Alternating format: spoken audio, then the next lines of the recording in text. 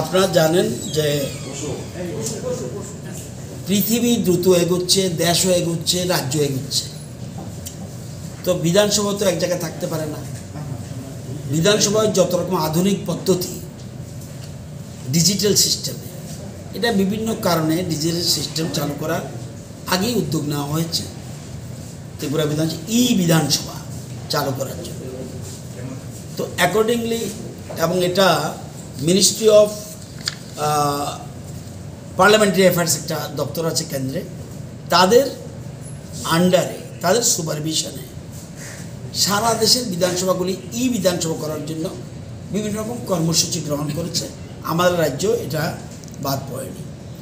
তো আমরা শুরুয়াত করলেও টেকনিক্যালি কিছু সমস্যা দেখা দিয়েছে।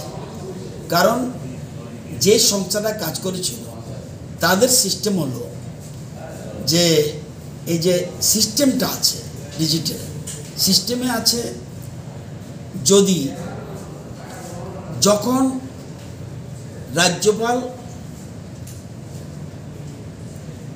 প্রয়োগ করবে, রাজ্যপাল যখন বিধানসভার দিনক্ষণ ধার্য করবেন, সেদিন থেকে কোশ্চেন জমা দিতে পারবে। এটা সিস্টেমের মধ্যে এরকম করা হয়েছে। এটা মিজোরামও আছে, নাগাল্যান্ড আছে, অর্থাৎ এই সংস্থাটা যেখানে যেখানে করছে সব জায়গায় এই সিস্টেম। এবার যখন কোশ্চেন জমা দিতে গেল অনলাইনে, তখন দেখা গেল কোশ্চেন অনলাইনে জমা হচ্ছে না। বিশেষ করে বিরোধী দল নেতা একটা কোশ্চেন জমা দিতে গিয়েছিলেন, দেখা গেল এটা হচ্ছে না। তখনই সমস্যাটা উনি বিধানসভার সচিবের সাথে যোগাযোগ করে এবং সচিবালয়ে আলোচনা করে, এবং সচিব মহোদয়, স্পিকার এবং আমার সাথে কথা বলার পর দিল্লিতে যারা করছে এবং মিনিস্ট্রি অফ পার্লামেন্ট অ্যাফেয়ার্স তাদের সাথে কথা বলে, আমি নিজেও কথা বলেছি, যেহেতু পার্লামেন্টারি অ্যাফেয়ার্স মিনিস্টার আমি। কথা বলার পর বললো যে ঠিক আছে, আসলে মিজোরাম, নাগাল্যান্ডে বিভিন্ন জায়গায় আমরা একই টেকনোলজি করেছি, তো এটা একটু আমরা বলছি দিনক্ষণ ঘোষণার পরে অনলাইন কোশ্চেন জমা দিতে পারবে। আর আমাদের রুলসে আছে হাউস যখন আগের বিধানসভাটা প্রয়োগ হবে, প্রয়োগটা কে করবে? এটাও গভর্নর করবে। প্রয়োগের পরে কোশ্চেন জমা দেওয়ার সিস্টেম এখন। তো উনি যখন অনলাইনে করতে, এটা নেই, আবার ওই সিস্টেমের মধ্যে ওইটা। সেই জন্য আজকে সচিবালয় অধ্যক্ষের নির্দেশ অনুযায়ী সচিব একটা অল পার্টি মিটিং ডাকেন। এটা বিএসসি মিটিং না, অল পার্টি।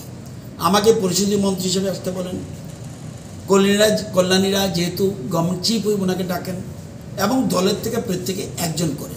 যেমন কংগ্রেস দলের প্রতিনিধি ছিলেন বিরোজিৎ বাবু, তীব্রামতা দলের প্রতিনিধি রঞ্জিত দেববর্মা, এবং সিপিএম দলের প্রতিনিধি অপোজিশন লিডার, এবং বিজেপি দলের প্রতিনিধি আমাদের মিনিস্টার সুশান্ত চৌধুরী, আর বাকি তো স্পিকার, ডেপুটি স্পিকার আছে।